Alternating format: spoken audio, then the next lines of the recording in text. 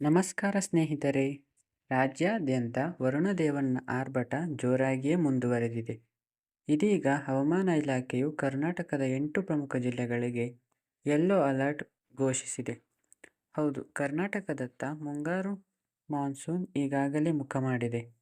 ನಮ್ಮ ರಾಜ್ಯದಲ್ಲಿ ಈ ಸಾಲಿನ ಮಳೆಗಾಲ ಆರಂಭಗೊಳ್ಳಲು ಕೆಲವು ದಿನಗಳು ಬಾಕಿ ಇದ್ದು, ಆದರೆ ಆರಂಭಿಕ ಹಂತದಲ್ಲೇ ಭೀಕರ ಗಾಳಿ, ಗುಡುಗು ಹಾಗೂ ಸಿಡಿಲಿನ ಅಬ್ಬರದೊಂದಿಗೆ ಮಳೆ ಸುರಿಯುವ ಮುನ್ಸೂಚನೆ ಸಿಕ್ಕಿದೆ.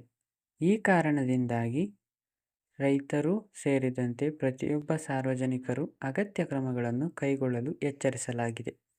ಬನ್ನಿ, ರಾಜ್ಯಕ್ಕೆ ಮುಂಗಾರು ಪ್ರವೇಶಿಸಿರುವ ಈ ಹೊತ್ತಿನಲ್ಲಿ ಹವಾಮಾನ ಇಲಾಖೆ ನೀಡಿರುವ ಆ 8 ಜಿಲ್ಲೆಗಳ ಅಲರ್ಟ್ ಮಾಹಿತಿಯನ್ನು ವಿವರವಾಗಿ ತಿಳಿಯೋಣ. ಈಗಿನ ವರದಿಗಳ ಪ್ರಕಾರ ಮುಂಬರುವ ಮೇ 21ರ ತನಕ ಅತ್ಯಂತ ಭಾರೀ ಪ್ರಮಾಣದ ಮಳೆ ಸುರಿಯುವ ಸಾಧ್ಯತೆ ಇರುವುದರಿಂದಲೇ ಈ ಅಲರ್ಟ್ ಜಾರಿ ಮಾಡಲಾಗಿದೆ. ಬೆಂಗಳೂರು ಹವಾಮಾನ ಕೇಂದ್ರವು ನೀಡಿರುವ ಇತ್ತೀಚಿನ ಅಪ್ಡೇಟ್ ಪ್ರಕಾರ ಮುಂದಿನ ಒಂದು ವಾರದ ಕಾಲ ರಾಜ್ಯದ ಬೇರೆ ಬೇರೆ ಜಿಲ್ಲೆಗಳಲ್ಲಿ ಗುಡುಗು ಸಹಿತ ಮಳೆ ಮುಂದುವರಿಯಲಿದೆ. ಅದರಲ್ಲೂ ಮುಖ್ಯವಾಗಿ ಉತ್ತರ ಮತ್ತು ದಕ್ಷಿಣ ಒಳನಾಡಿನ ಕೆಲವೆಡೆ ಭೀಕರ ಮಳೆ ಜೊತೆಗೆ ಆಲಿಕಲ್ಲು ಬೀಳುವ ಸಾಧ್ಯತೆ ಇದೆ. ಇದಕ್ಕೆ ಪ್ರಮುಖ ಕಾರಣವೆಂದರೆ ಪ್ರಸ್ತುತ ಬಂಗಾಳ ಕೊಲ್ಲಿಯಲ್ಲಿ ಸೃಷ್ಟಿಯಾಗಿರುವ ವಾಯುಭಾರ ಕುಸಿತದ ಪ್ರಕ್ರಿಯೆ. ಇದರ ನಡುವೆ ಉತ್ತರ ಒಳನಾಡಿನ ಭಾಗಕ್ಕೆ ಆಲಿಕಲ್ಲು ಮಳೆಯಾಗುವ ಮುನ್ನೆಚ್ಚರಿಕೆಯನ್ನು ನೀಡಲಾಗಿದೆ. ಇನ್ನು ಉತ್ತರ ಒಳನಾಡಿನ ಬೆಳಗಾವಿ, ಧಾರವಾಡ, ಗದಗ ಹಾಗೂ ಹಾವೇರಿ ಜಿಲ್ಲೆಗಳ ಜನರಿಗೆ ಆಲಿಕಲ್ಲು ಮಳೆಯ ಮುನ್ಸೂಚನೆ ನೀಡಿದೆ.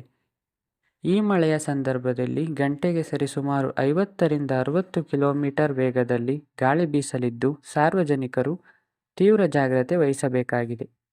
ಇತ್ತ ಕೊಪ್ಪಳ ಮತ್ತು ರಾಯಚೂರು ಜಿಲ್ಲೆಗಳ ವ್ಯಾಪ್ತಿಯಲ್ಲಿ ಸಾಧಾರಣ ಮಟ್ಟದ ಮಳೆ ಸುರಿಯುವ ನಿರೀಕ್ಷೆ ಇದೆ.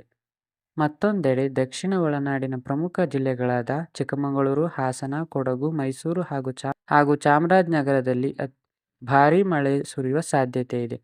ಇವುಗಳ ಪೈಕಿ ಶಿವಮೊಗ್ಗ, ಚಿಕ್ಕಮಗಳೂರು, ಹಾಸನ ಮತ್ತು ಕೊಡಗು ಜಿಲ್ಲೆಗಳ ಭಾಗದಲ್ಲಿ ಆಲಿಕಲ್ಲು ಮಳೆಯಾಗಬಹುದು ಎಂದು ಸೂಚಿಸಲಾಗಿದೆ. ಇನ್ನು ಬೆಂಗಳೂರು ನಗರ, ಬೆಂಗಳೂರು ಗ್ರಾಮಾಂತರ, ಕೋಲಾರ ಮತ್ತು ಚಿಕ್ಕಬಳ್ಳಾಪುರ ಜಿಲ್ಲೆಗಳಲ್ಲಿ ಸಾಧಾರಣ ಮಳೆಯಾಗುವ ಮುನ್ಸೂಚನೆ ಸಿಕ್ಕಿದೆ. ಹಾಗೆಯೇ ಕರಾವಳಿ ತೀರದ ಜಿಲ್ಲೆಗಳಾದ ದಕ್ಷಿಣ ಕನ್ನಡ, ಉಡುಪಿ ಹಾಗೂ ಉತ್ತರ ಕನ್ನಡದಲ್ಲೂ ಗುಡುಗು ಮಿಂಚಿನ ಸಹಿತ ಮಳೆಯಾಗುವ ಸಂಭವವಿದೆ. ಕರಾವಳಿ ತೀರ ಪ್ರದೇಶಗಳಲ್ಲಿ ಆರಂಭದಲ್ಲಿ ಗಂಟೆಗೆ 30ರಿಂದ 40 ಕಿಲೋಮೀಟರ್ ವೇಗದಲ್ಲಿ ಗಾಳಿ ಬೀಸಲಿದ್ದು, ಅನಂತರದ ದಿನಗಳಲ್ಲಿ ಸಿಡಿಲು ಮತ್ತು ಗುಡುಗಿನ ಆರ್ಭಟ ಮತ್ತಷ್ಟು ಹೆಚ್ಚಾಗಲಿದೆ. ಇನ್ನು ಬೆಂಗಳೂರು ನಗರ ಹಾಗೂ ಅದರ ಸುತ್ತಮುತ್ತಲಿನ ವಲಯಗಳಲ್ಲಿ ಮುಂದಿನ 24 ಗಂಟೆಗಳ ಕಾಲ ಮೋಡ ಕವಿದ ವಾತಾವರಣ ನಿರ್ಮಾಣವಾಗಲಿದೆ. ಈ ಅವಧಿಯಲ್ಲಿ ಗರಿಷ್ಠ ತಾಪಮಾನ 34 ಡಿಗ್ರಿ ಸೆಲ್ಸಿಯಸ್ ದಾಖಲಾದರೆ ಕನಿಷ್ಠ ತಾಪಮಾನ 23 ಡಿಗ್ರಿ ಸೆಲ್ಸಿಯಸ್ ಆಸುಪಾಸಿನಲ್ಲಿರಲಿದೆ. ಹಾಗೂ ಮುಂಬರುವ 48 ಗಂಟೆಗಳ ಅವಧಿಯಲ್ಲಿ ಸಿಟಿಯ ಹಲವು ಭಾಗಗಳಲ್ಲಿ ಹಗುರದಿಂದ ಹಿಡಿದು ಸಾಧಾರಣ ಮಟ್ಟದ ಮಳೆ ಸುರಿಯುವ ಸಾಧ್ಯತೆಗಳು ದಟ್ಟವಾಗಿವೆ.